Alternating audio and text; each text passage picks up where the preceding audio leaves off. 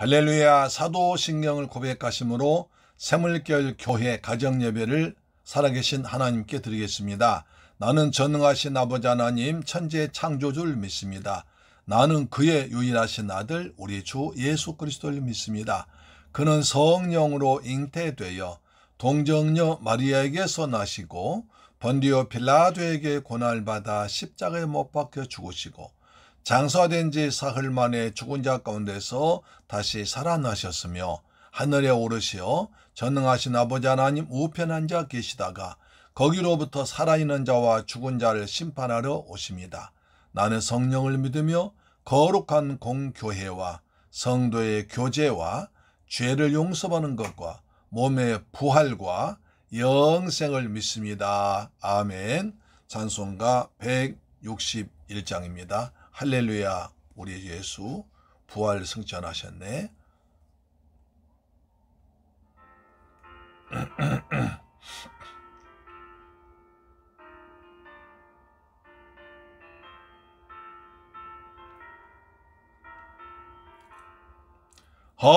할렐루야. 우리 예수 부활 승천하셨네.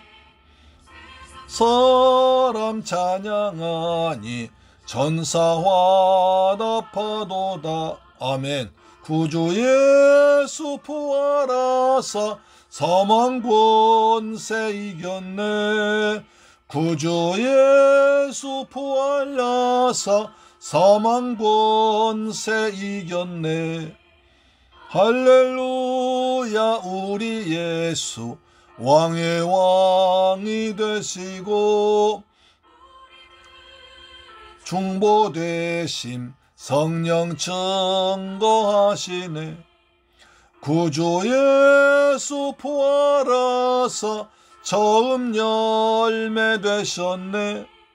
구주 예수 부활하사 처음 열매 되셨네. 아멘. 할렐루야. 우리 예수 부활 승천하셨습니다. 아멘. 사망 권세를 깨뜨리고 부활하셔서 우리 안에 성령으로 와 계십니다. 아멘. 할렐루야. 우리 예수 흠과 티가 없도다. 아멘. 있는 죄인 주가 일으키시네. 구주 예수 부활하사 영광 주러 오시네. 구주 예수 부활하사 영광 주러 오시네. 아멘. 하나님 말씀 보겠습니다. 빌립보서 3장 10절로 16절 말씀이 됩니다.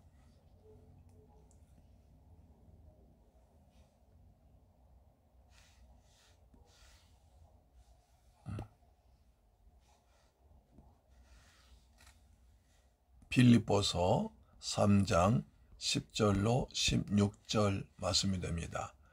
그리스도를 본받아 또는 표대를 향하여 두 개의 제목을 정했는데요. 자, 봅시다. 그리스도를 본받아 표대를 향하여. 자, 빌립보서 3장 10절로 16절 말씀이 됩니다. 같이 읽습니다. 시작.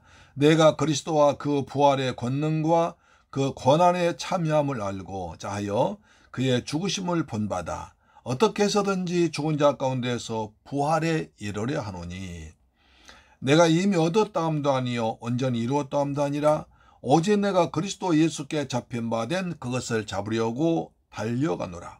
형제들아, 나는 아직 내가 잡은 줄로 여기지 아니하고 오직 한 일, 즉 뒤에 있는 것은 잊어버리고 앞에 있는 것을 잡으려고 표대를 향하여 그리스도 예수 안에서 하나님의 위에서 부르신 부름의 상을 위하여 달려가노라.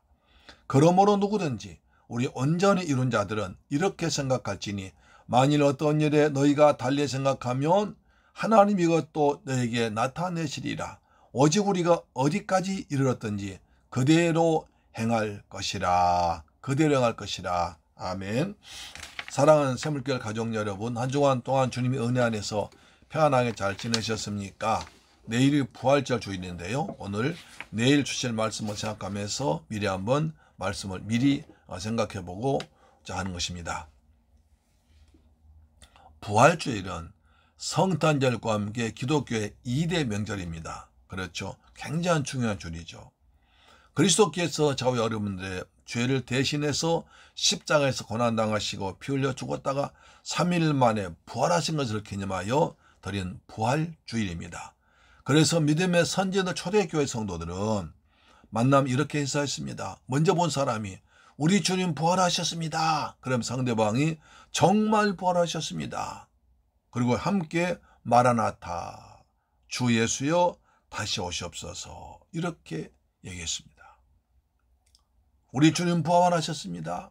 정말 부활하셨습니다. 마라나타. 이것이 초대교회 성도님들의 인사였습니다. 예수 그리스도의 복음이 증거된 것은 반드시 두 가지와 동시에 증거되었습니다. 그리스도 예수의 십자가 대속의 죽으심과 그리고 사망 것을 깨뜨리고 부활하신 예수님의 두 가지 이야기입니다. 초대교회 성도들은 형제를 황제를 주 하나님이라고 부르고 믿는 우상 숭배에 빠진 로마 군대의 잔인한 핍박과 하나님만 믿는 유대 종교 지도자들의 간혹한 핍박이 시달렸습니다. 그래서 그들은 더 좋은 부활을 사모하면서 부활의 소망을 두고 그들은 그 어려움을 이겨냈습니다. 히브리서 11장 35절은 그 상황을 이렇게 말해줍니다. 히브리서 11장 35절 말씀에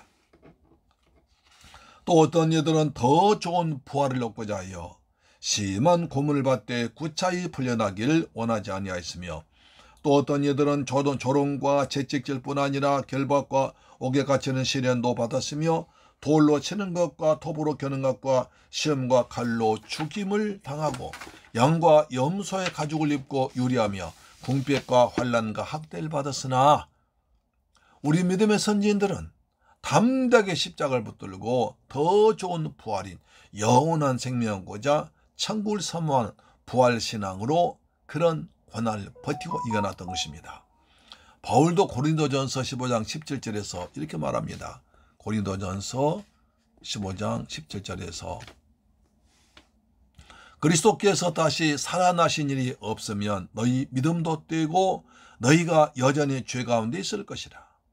전한 것도 없것이요 또한 그리스도 안에서 잠자는 것도 망하였으리니 만일 그리스도 안에서 우리가 바라는 것이 이 세상에 살 뿐이면 모든 사람 가운데 우리가 더욱 불쌍한 자라.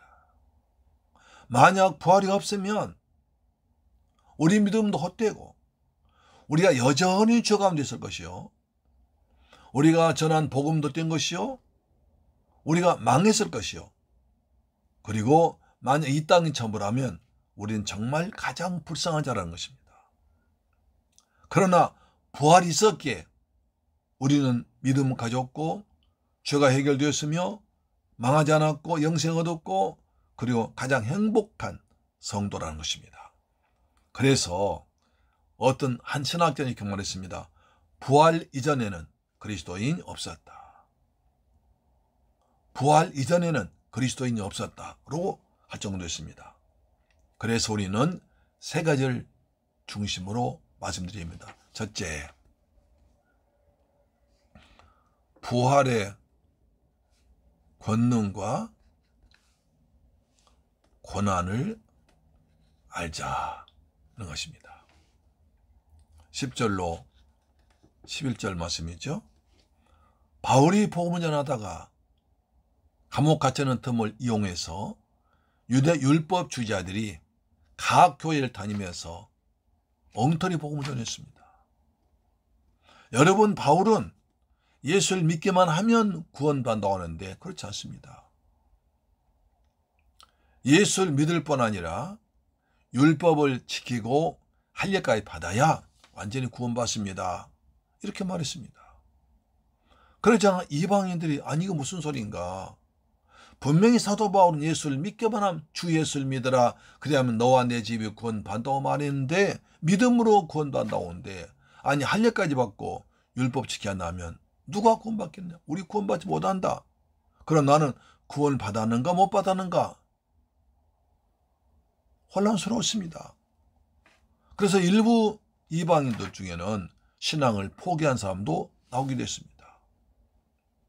과연 누구 말이 맞는 것인가? 우리한테 복음을 전한 사도 바울이 맞는 것인가? 아니면 예루살렘에서 내려온 유대인들이 말한 것인가? 맞는 것인가를 혼란스러워했습니다. 그래서 바울은 그들에게 말한 거죠. 나는 나의 모든 육체 자랑결을 배설물로 버리고 그리스도가 최고의 가장 고상한 지식임을 알고 그리스도 안에서 발견되기 위해서 그래서 의롭게 되기를 원한다. 이렇게 말했습니다. 그러면서 본문의 3장 10절에 말합니다. 내가 그리스도와 그 부활의 권능과 권한에 참여함을 알고자 하여 그의 죽으심을 본받아 어떻게 하든지 죽은 자 가운데서 부활에 이르려 하노라. 이렇게 말했습니다. 여기서 이제 그리스도를 본받아 가 중요한 단어 나옵니다. 우리가 은혜스럽게 부른 어메이징 그레이스 찬양이지 않습니까? 나 같은 죄인 살리신 주의 놀라와 그 가사를 찬양 가사를 지은 사람이 존 뉴턴입니다. 존 뉴턴은 젊었을 때 노예 상인했습니다. 아프리카에 가서 사람을 잡아다가 노예로 만들어서 팔아먹었습니다. 얼마나 나쁜 짓이에요. 사람 장사했다고요. 그런 사람이 그리스도를 본받아 이 책을 읽고 변화되었습니다. 그래서 많은 찬송할 수 있는 위대한 죄종 됐습니다. 이 책 하나가 인생을 많은 사람을 바꿨습니다. 그래서 어메이징 그레이스 나 같은 죄인 살리신 그 은혜 놀라워 그 찬양이 많은 사람의 감동 주었고 많은 사람에게 은혜를 끼쳤고 많은 사람이 그 찬양 듣고 구원받았습니다. 이처럼 찬양 하나가 또 책 하나가 많은 영향을 미쳤습니다. 그것이 바로 그리스도를 본받아 책이요 하나님의 말씀인 것입니다. 그래서 누구든지 그리스도를 만나면 새로운 피조물이 됩니다. 누구든지 그리스도 예수를 만나면 새로운 피조물 전혀 다른 인생으로 살게 되는 것입니다. 사도 바울은 그리스도인들이 다메섹에 모였다는 첩보를 입수하고 잡으러 갔습니다. 다메섹 거의 다 갔을 때 갑자기 하늘에서 강력한 빛이 내쳤습니다. 너무나 빛이 세서 이제 넘어지는데 소리가 들려옵니다. 사울아 사울아 어찌하여 날 박해하느냐. 주여 누구십니까? 나는 네가 박해한 나사렛 예수다. 바울이 거기에 너무 큰 충격받아서 3일 동안 보지도 못하고 먹지도 못하고 마시도 못했습니다. 그러다가 다시 일어나서 부활하신 예수를 만나서 변화되어서 핍박자가 전도자로 바뀌었습니다. 오직 그리스도가 최고의 고상한 지식임을 알고 예수를 전하는데 평생을 바쳤습니다. 이것이 부활의 능력입니다. 부활의 권능입니다. 누구든지 부활하신 주님 만나면 인생이 새롭게 변화되는 것입니다. 할렐루야, 아멘. 그래 사도 바울도 오직 그리스도의 부활 전했고 초대교회 베드로사 오직 그리스도의 복음을 전했습니다. 부활 전했습니다. 더구나 이제 가룟 유다 대신에 다른 사람 한 사람 세우는데 그때 그 세우는 조건도 우리와 같이 부활을 전할 사람을 뽑았던 것입니다. 사랑하는 제물들 가족 여러분, 우리가 예수를 그리스도를 믿는 순간에 부활의 성령께 내 안에 들어오셔서 우리 안에 부활의 능력으로 임한 줄로 믿습니다. 아멘. 두 번째, 그리스도 예수께 붙잡히라. 그리스도께 붙잡혀 살자.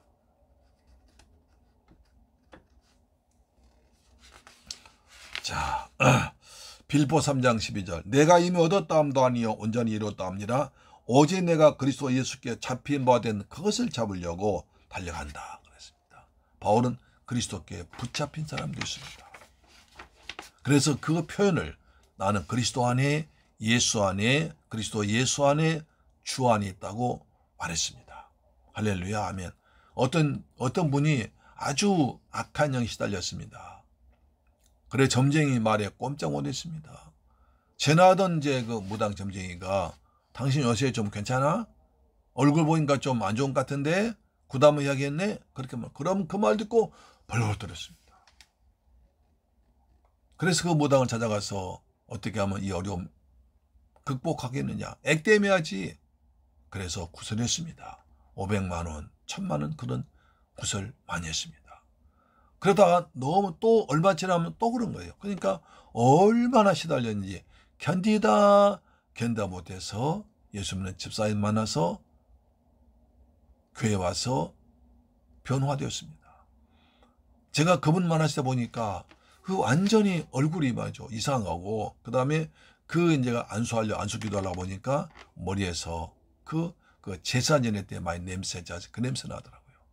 나중에 변화되었습니다. 할렐루야 아멘. 그렇습니다. 그래서 그런 사람 많은 사람들이 사탄에 잡혀 있습니다. 아니 이 시대에 무슨 귀신이 있습니까? 영적으로 있습니다. 지금도 그렇게 붙잡힌 사람이 많이 있습니다.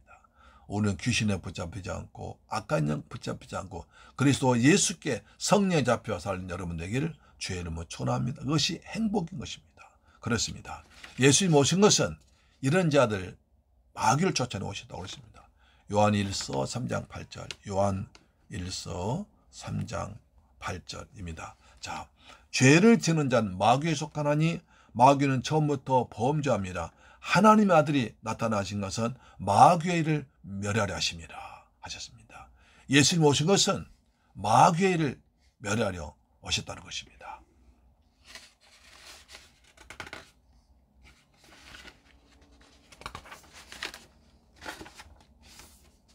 세 번째, 부름의 상. 상 받기 위해서 달려갑니다. 빌립보 3장 14절 표대를 향하여 그리스도 예수 안에서 하나님 위에서 부르신 부름의 상을 위하여 달려가노라. 표대를 향해서 그리스도 예수 안에서 하나님이 위에서 부르신 부름의 상을 위해서 달려간다는 것입니다. 대단한 거죠. 그래서 사도 바울은 신앙생활을 달려간다, 경주한다는데 많이 그런 단어를 쓰고 있습니다. 사도 바울이 마지막 순교 때 되어서 기록한 책이 디모데 후서입니다. 4장 7절에 갑니다. 나는 선한 싸움을 싸우고 나의 달려갈 길을 마치고 믿음을 지켰으니 이제 후론 나를 위하여 의의 면류관 예비되었으므로 곧 의로우신 재판장이 그날에 주실 것이요 내게만 아니라 주의 나타나심을 사모하는 모든 자에게니라. 사도 바울 주님이 상 줄 걸 의의 면류관 주실 것을 바라보고 믿음의 길을 달려왔다는 것입니다. 저도 주님 우리 모두 주님께서 마지막 주님 만났을 때 상 줄 걸 바라보고 칭찬받을 걸 바라보고 믿음으로 달려가는 우리가 되기를 주의 이름으로 축원합니다. 그래서 목표를 딱 분명히 정해야 됩니다. 목표가 흔들리면 안 되는 것입니다. 참 하나님의 통닭집이란 유명한 그 통닭집이 있습니다. 미국 애틀란타주에 있다고 하던데요. 왜 이름이 하나님 통닭집일까요? 거기에 이런 이유가 있습니다. 그 애틀란타시의 한 마을에 한 그 교회가 300명쯤 아주 좋은 교회가 있었습니다. 그래서 은혜가 충만하고 아주 서로 사랑을 나누는, 은혜 나누는 그런 좋은 교회였습니다. 근데 그 중에 그 교회 성령 집사님 한 분이 아주 통닭을 맛있게 잘 구웠습니다. 그래서 그분은 교회 오면서 통닭을 구워가지고 나눠주면 모두가 다 맛있게 먹었습니다. 어떤 분들 제안하기를 그러면 저분이 저렇게 통닭을 잘 구우니까 우리가 그 통닭을 많이 구워서 팔면 주일날은 나눠 먹고 이제 평일에 우리 교육관에서 통닭을 팔면 그 이익금 가지고 교육관 짓고 선교하자. 좋은 일 같아서 그렇게 하자고 그랬습니다. 그래서 이제 몇 사람이 뜻을 나누어서 교회에서 열심히 통닭을 구워서 팔았습니다. 그랬더니 그 소문 나가지고 여기저기서 많이 몰려왔습니다. 또 근처 교회에서도 기왕이면 교회 집사님 하는 걸 도와준다고 해서 선교 도읍교회에서 그 통닭을 많이 사갔습니다. 아주 통닭이 풀전에 팔려 나갔습니다. 좋은 뜻을 본 것이 잘 되겠죠. 그래서 교육관도 짓고 선교원금 많이 보냈습니다. 근데 서울이 지나가자 문제 발생했습니다. 성도들이 모이면 누가 구울 땐 통닭이 맛있었고 누가 구울 땐 맛이 없더라.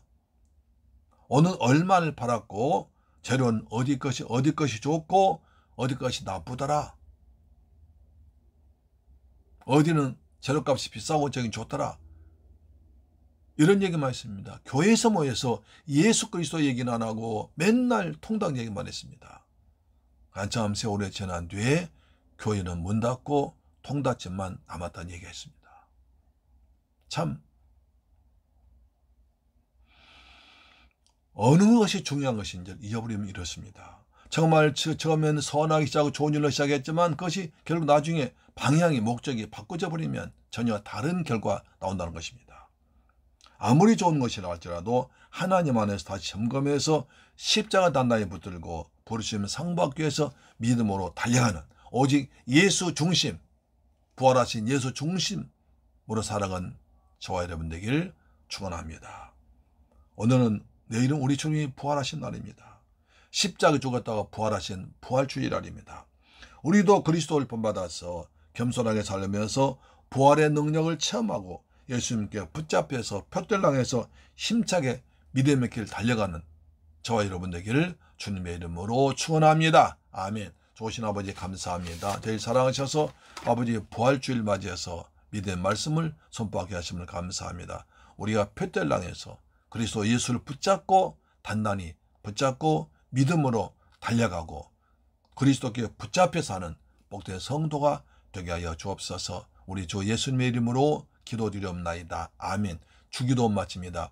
하늘에 계신 우리 아버지여 이름이 거룩히 여김을 받으시오며 나라의 임하옵시며 뜻이 하늘에서 이룬 것 같이 땅에서도 이루어지이다. 오늘날 우리에게 일용할 양식을 주옵시고 우리가 우리에게 죄 지은 자를 사하여 준 것 같이 우리 죄를 사하여 주옵시고 우리를 시험에 들게 하지 마옵시고 다만 악에서 구하옵소서. 대개 나라와 권세와 영광이 아버지께 영원히 싸움나이다. 아멘. 내일 영광의 부활주일날 기쁨 맞이해서 부활의 능력을 체험하는 저와 여러분 되기를 주님의 이름으로 축원합니다. 아멘. 내일 뵙겠습니다. 할렐루야.